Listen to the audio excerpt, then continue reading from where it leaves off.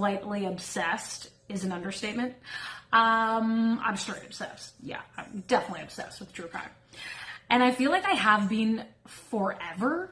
Like, ever since I was young, I was watching all of the shows. Like Dateline, 2020, the OG, Unsolved Mysteries with that super old guy. He was fantastic. He like made the show. But anyways, the new Unsolved Mysteries, definitely fantastic as well.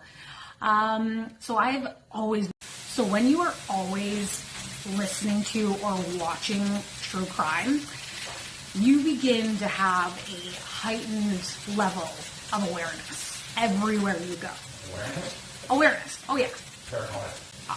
Not paranoia, but I'm on high alert. Okay? For example, I always think about Silence of the Lambs and how that guy was like, oh, my back, can you help me get this, couch in my car or whatever, in my van.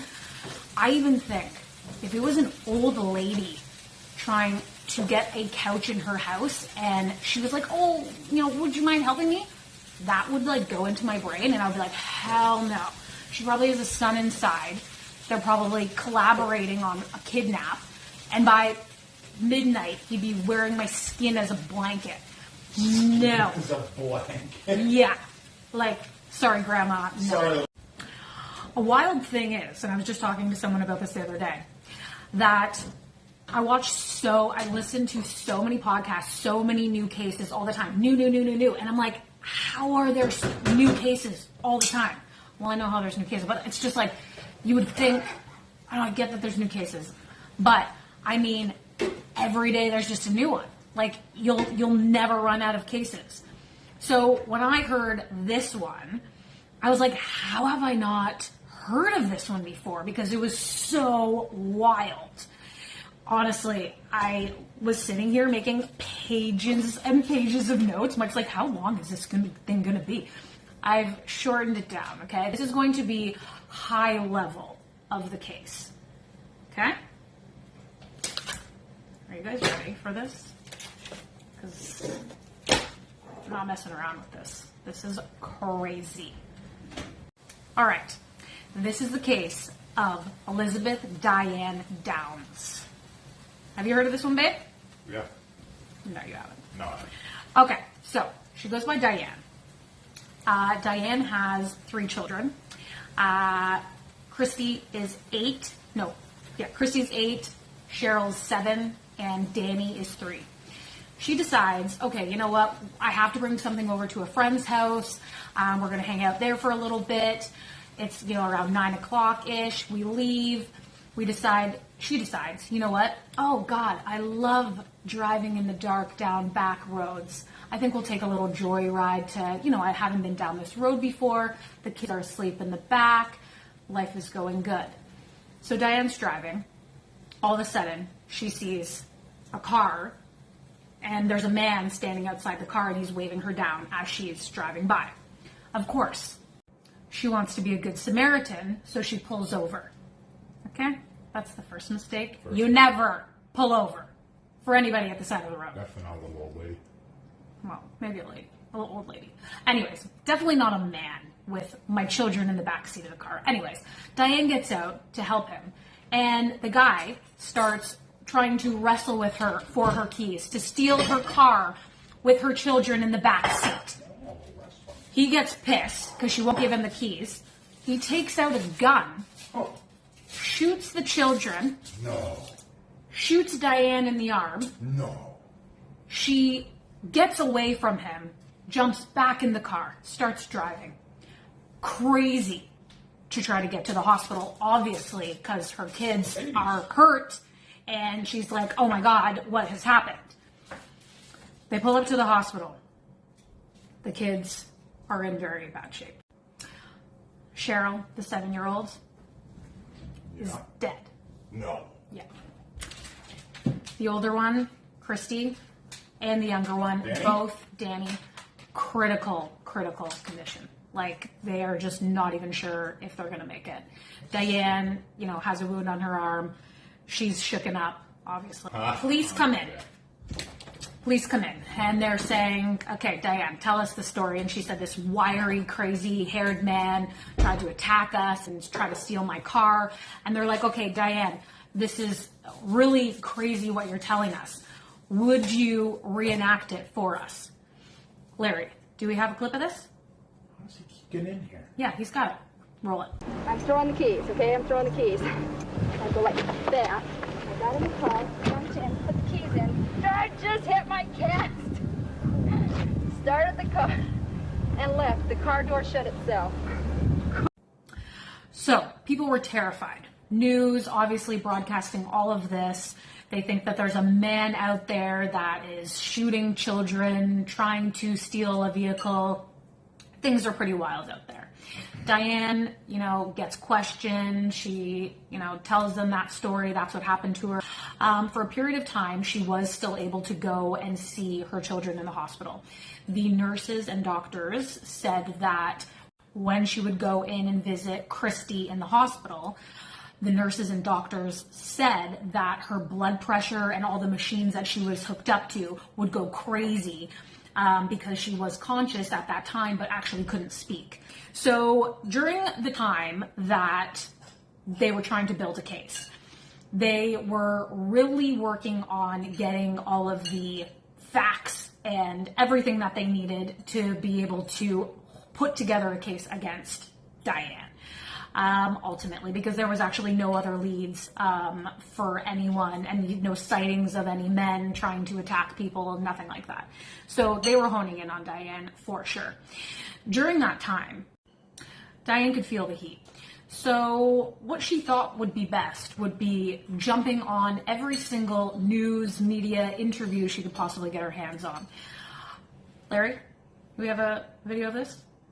Diane. Yeah, the lady that we're talking about. We have a clip on that? Thank you. Larry, you're doing a great job. Everybody says you sure were lucky. Well, I don't feel very lucky. I couldn't tie my damn shoes for about 2 months. It is very painful. It is still painful.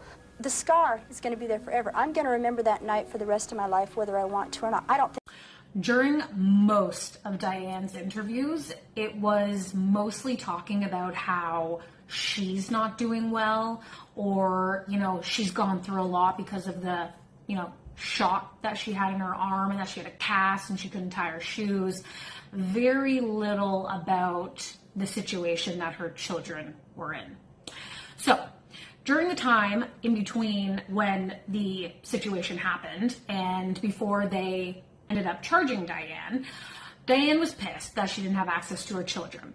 So she thought, you know what I'll do? I'll have more children. Why not? Diane was a mail carrier, and through that, she ended up meeting a man who she felt would be an appropriate father for a child. So she showed up to his house with a bottle of whiskey and some marijuana and got pregnant. So the reason for the delay in pressing charges, like I mentioned, the prosecution wanted to make sure that they had all of the evidence lined up to nail her when it came to trial. What they needed was Christy, because she was the only witness that was there that could truly speak on actually what happened that night. So Christy suffered from a massive stroke. The doctor said actually he is beyond surprised that she was able to regain function and eventually begin to start to communicate again, which took a really long time. She worked with a therapist. You know what? If you don't feel comfortable telling me what happened that day and who, shot you, you can write it down on a piece of paper and we will throw it in a fireplace until you're ready to show me. Obviously, the therapist was extremely patient with her and didn't pressure her or anything like that, and was just like, okay, whenever you're ready and you want to share that with me, I'm here. So eventually, one day, she showed him the piece of paper, and it read,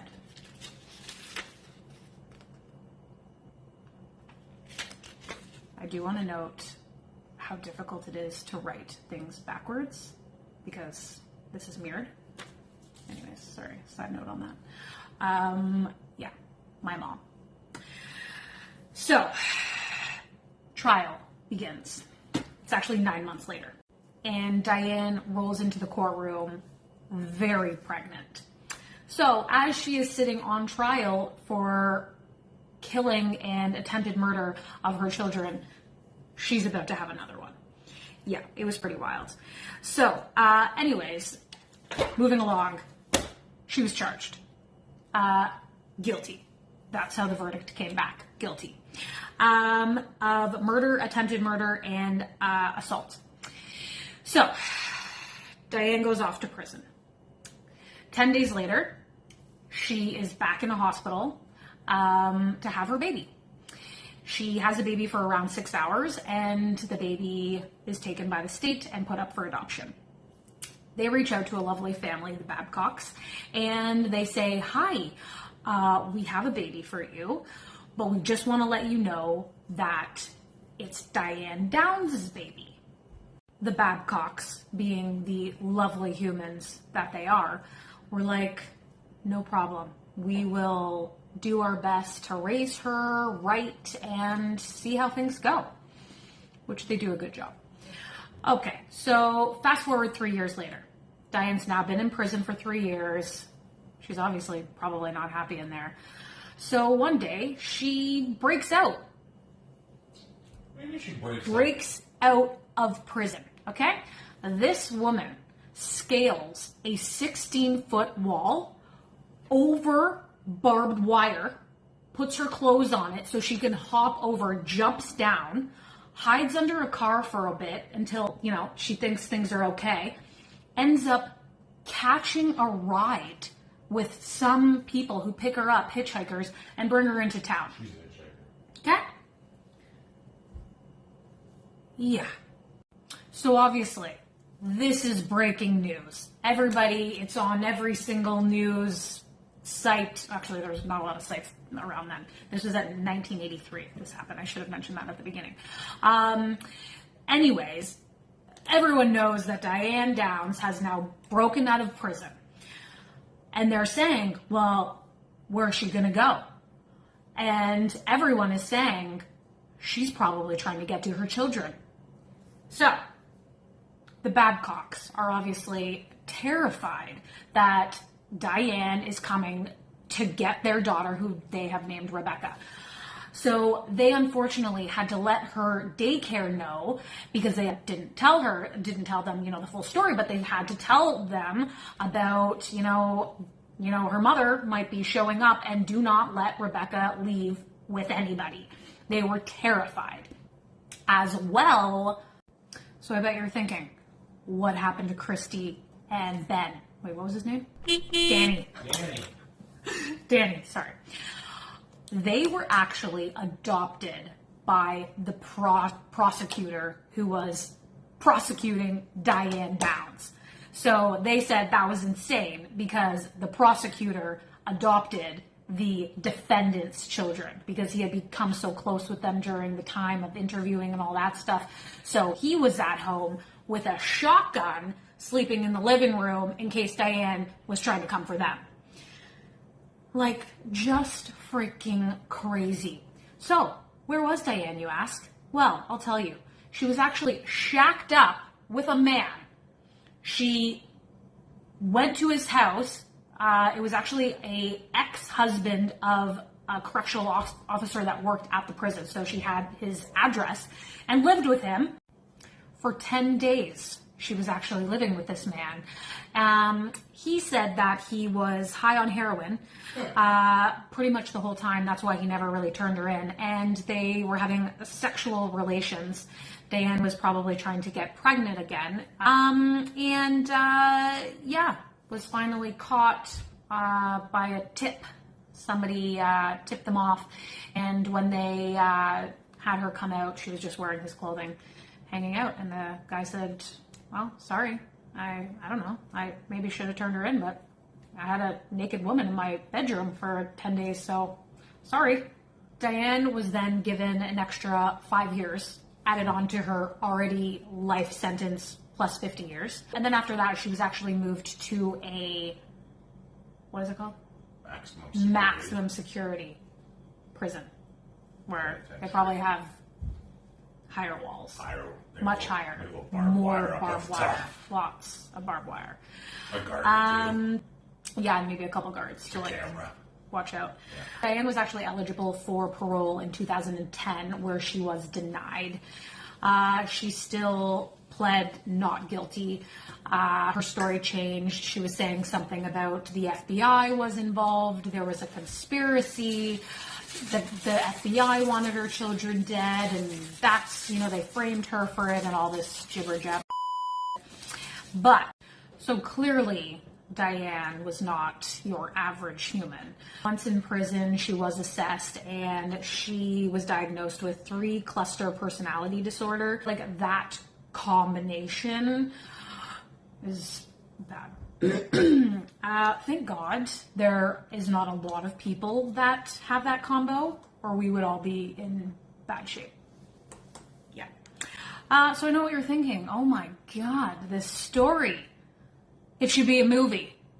Well, it is. Well-known crime author Anne Rule, she actually wrote the novel Small Sacrifices on the Diane Downs case. She actually sat in the courtroom and listened to all of the days of the trial and everything like that. So she had a lot of information to then put together.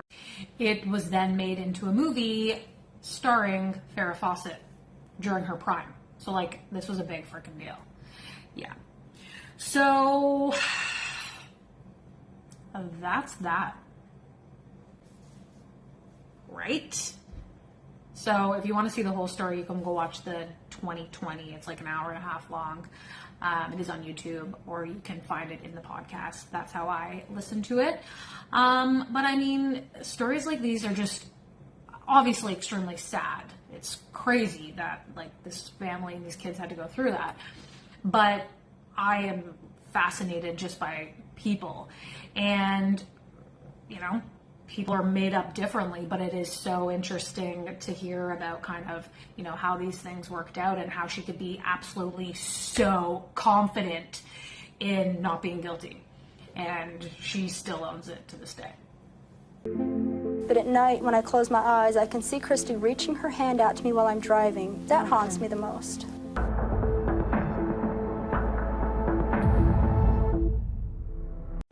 That smirk at the end, that was during one of her interviews. Fucking psychopath. So was she like trying to kill all the kids, or just one, and then make it look like?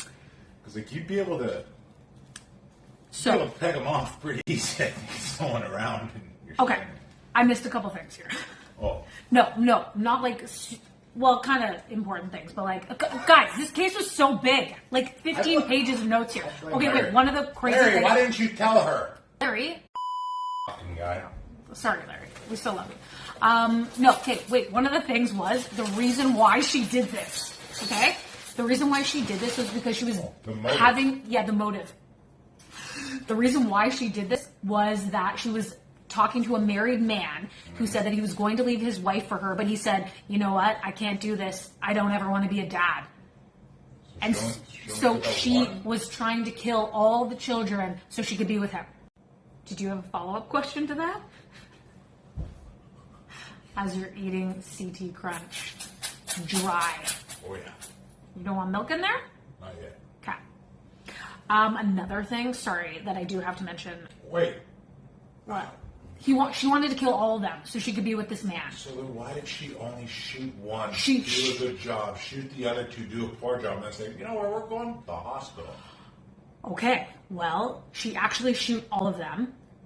Cheryl was trying to get out of the car, so she shot her again, then dragged her back in the car. That's why she was pretty well gone. Again. She didn't, okay, and then there was witnesses that witnessed seeing Diane driving down the street at about 5 miles per hour. So she was going so slow in hopes that they would all die before she got there.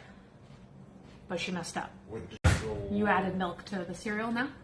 Yeah. Okay. There's 2 snacks in one. Oh, okay. You gonna drive? You have a question? Yeah.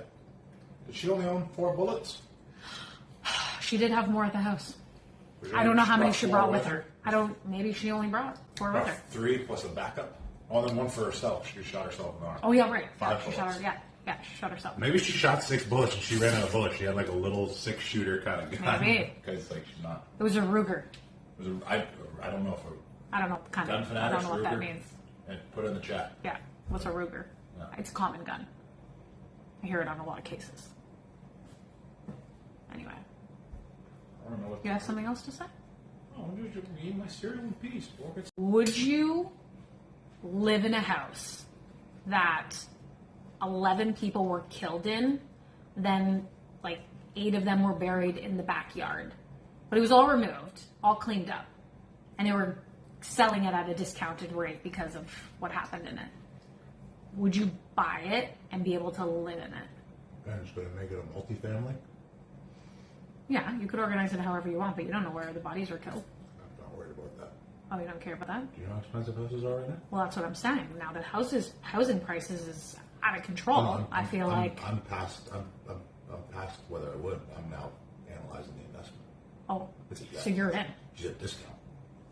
Yeah, there's a discount. Below market value. Oh yeah. Okay. Okay, cool. Yeah. So we'd be moving in there? Yeah. You love it. I would not be able to sleep. You have better content. Okay, before we wrap things up, I would just like to point out how short my sleeves are when I'm sitting down. And I'm not sure if I have like one arm longer than the other. You're But slouching. this is, my back is straight. You're tilting. You're tilting. This is like one arm, look at, it's like shorter than the other. Where did you get that jacket? Shein. Shein. So it makes sense that the arms are short. Shein. Anyways, thank you so much for joining me on the first edition of the True Crime, possibly series. I think I'll throw one in like every This was a lot month. of work. I'm gonna not pick as crazy cases because this was out of control. You really like. I hope This you was. understand how much I listened to that it is. podcast like 18 times. Yeah. Notes and notes and notes and notes. I had to like hone it down. There was so much. I'm not gonna do. You know the other one I'm gonna do. No. Longest burp I've ever heard in my entire life. I like a burp out of a movie. I thought you were joking. No. Did you just chug a can of pop? I didn't. I don't chug once. It's a. Okay, anyway. We'll save that for another day. Next week, first guest on the show. Very excited.